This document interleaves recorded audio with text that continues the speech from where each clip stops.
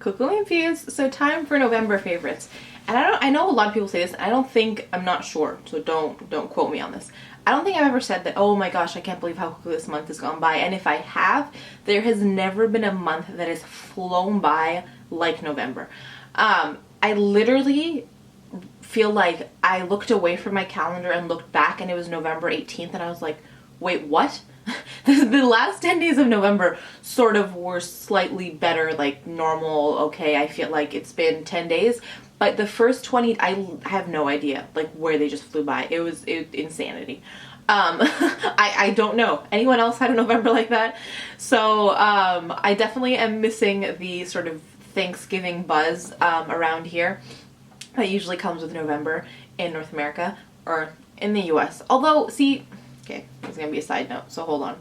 In Canada, we do Thanksgiving in October, but we're close enough to the US that I feel like all that really amazing, positive, sort of fun energy that bubbles up still trickles upwards. Can you trickle upwards? Sure, for the sake of this video, you can. So I missed out on some of that this month, but what was great is that they do Remembrance Day here in the UK like we do in Canada. Remembrance Day is basically, and I say basically because you celebrate slightly different things, but in essence, it's sort of like Veterans Day in the US. It's a celebration of the troops, and notably, for Remembrance Day, it's the sacrifice made in the World War by British soldiers, and I guess in Canada also by Canadian soldiers. So there's just that sort of reverence and celebration, which is really amazing. And it was lovely to get to wear my poppy and to celebrate sort of all of that. And I'm trying to think about anything else that happened in November. It was just a crazy blur of a month. So when I sat down to film, I felt like I was gonna have more favorites because I felt like I wore more makeup in November than I did in October. But if I had to think of things that I reached for a couple different times, it was only a handful of things. So I'm gonna share those with you today. And as always, let me know what great things you guys have been loving down in that comment section. I love picking up some great recommendations from you guys in that way. So let's start by, I actually have 2 foundations to share with you. I know, crazy sauce. I have 2 foundations and no lipsticks. Something is see, there's no words because something is weird. So the first foundation that I have been loving is this one by Tom Ford. It's the Traceless Foundation Stick. I filmed a review on it that I will link down below. So it's just sort of a foundation that comes in a stick like this.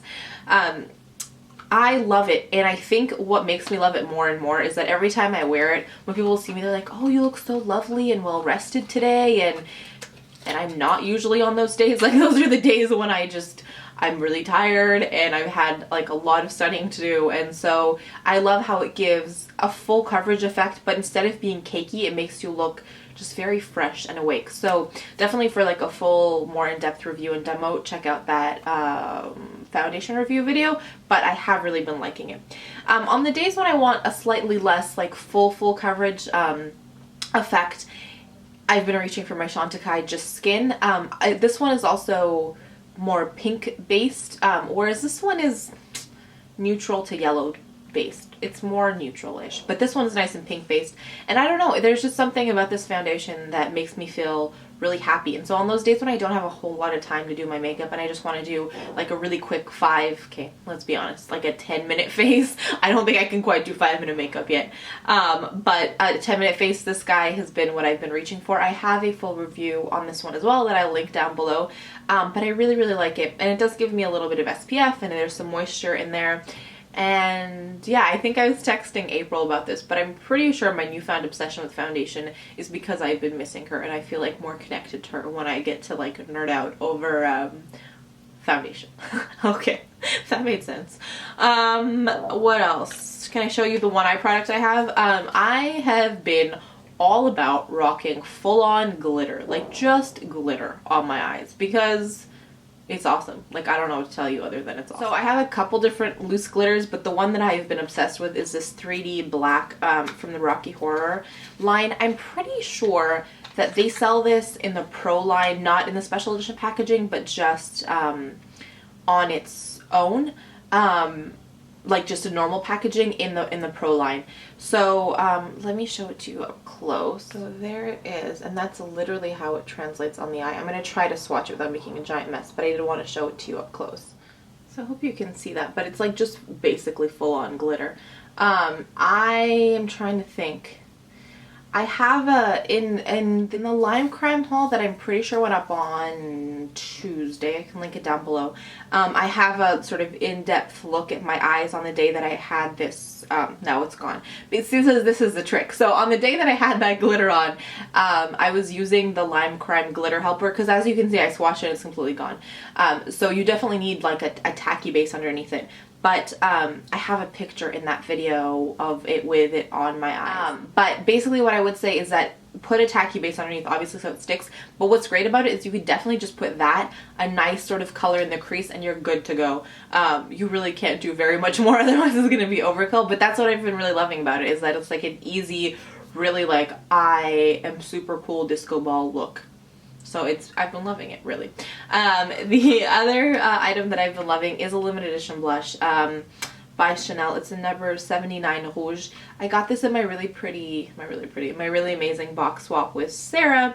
I can link that video down below. So it's this gorgeous reddish color. I'll do a swatch for you. So it's that color there. It is unfortunately limited edition, but it's just so gorgeous. I had to show it to you in case any of you had it in your collection and remembered to pull it out. But it's, I want to say it's like Frankly Scarlet, but it's not really. If you buff it out, you can get that same kind of Snow White look with Frankly Scarlet, but what's unique about this one is that it has a little bit more of a pinky tone to it, and it's got that shimmer, and so I've really been loving it. It is quite an opaque blush, and like a full-on blush, so I've been using it with this lovely stipple brush from Real Techniques.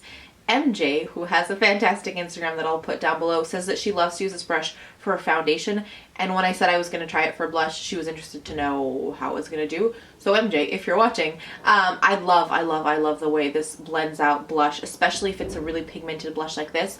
Instead of trying to be really careful and super gentle so as not to like put on way too much blush, by using this one with a really nice pigmented blush, it just gives you such a gorgeous flush on the cheeks, and it's really absolutely amazing. The other brush that I've been loving was also one that Sarah picked up for me.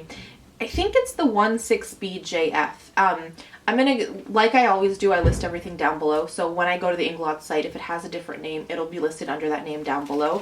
But really it's like this really sort of dense little buffer brush, and I have been loving this to blend out everything on my face. It works sort of like a kabuki but better. I like the long handle on it just for ease of use, and then I like that it's a lot smaller than a traditional kabuki, so you can really get in there and just blend everything out. So I've definitely been loving this guy. And then the last thing that I want to share with you is this new perfume that I got by YSL in Black Opium. I'm trying to put it away from me so you can see sort of the detailing in there, and it's just really sparkly. I don't know, there's something sort of really interesting about this perfume. It smells, I think why I really love it is it smells sort of like my late grandmother, but like a more, if I were like, oh my gosh, I'm trying to figure out a way to, my neighbors are, I don't know what they're doing. Did you hear that? Sort of like the me version of my grandmother's perfume. So it doesn't smell exactly like her, but it smells like a mix of like what I like in a perfume, or what I would smell like if they were to make a Sarah version of my grandma's perfume. I hope that made sense. You guys usually get me, but I hope that made sense. I'm trying to think. It's supposed to have sort of some caffeine and some floral sense to it. I'm trying to think if there's anything else I can pick up. It's just, it smells sort of like a very sophisticated perfume with hints of floral, but not too strong of floral, and some of that caffeine. Again, I don't know what they're doing. And some of that caffeine in it too. Definitely give this a sniff if you can hit up a YSL counter. I've really been enjoying it. And as you either saw or will see, I have a new fragrance obsession. I did a whole video on it. This is definitely on the lighter side of the price point of the world of fragrance that I've been introduced to, but I really have been loving this guy.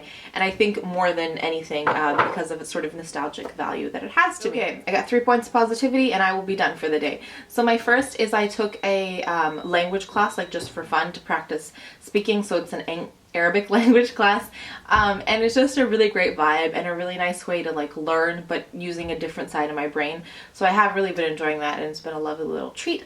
My second point of positivity is chatting with a bestie. We've been sort of trying to catch each other and not succeeding very well, and so finally the other night I happened to be online and she was online and we got to chat, and that was really great. And then my third point of positivity is sporadic dance parties. Again, people look at me weird all the time because I was in the library working on a paper and I was listening to, I think it was Taylor Swift, and I ended up like breaking out into like dance, and yeah, I got some weird looks, but it was fun. It was like one of those moments when I needed to like just let loose, and I wasn't like on the tables dancing, but sort of like bopping around, and it just brought me a lot of joy. So that's what's making me smile today. As always, let me know what's been bringing you guys sunshine.